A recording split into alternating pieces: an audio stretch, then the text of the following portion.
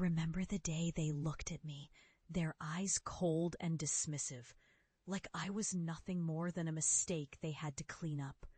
"You'll never be responsible," they sneered, their voices dripping with contempt.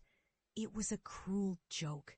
Me, the youngest, the one they always saw as weak, incapable of handling anything meaningful.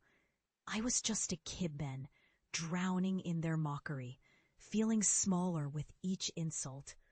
They laughed at my failures, dismissed my hopes, and told everyone I'd never amount to anything. For years I carried that weight, the shame of their words, a silent promise to prove them wrong.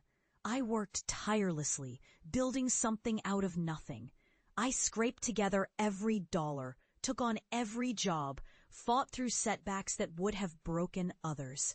I wanted to show them I was more than their dismissive words. I wanted to be responsible, not just for myself, but for something bigger. And I did it.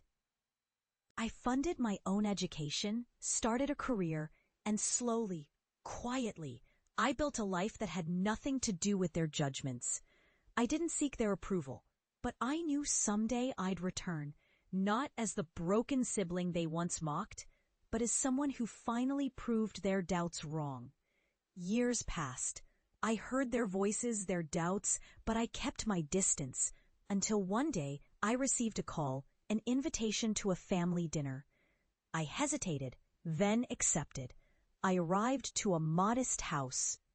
The same old familiar faces, but something had changed. I was no longer the fragile kid they used to dismiss. I was someone they couldn't ignore. The dinner was quiet at first, the air thick with unspoken words. Then I gently placed a check on the table, funds for their children's education. The room fell silent. My siblings stared, mouths agape. I looked at them, a quiet resolve in my eyes.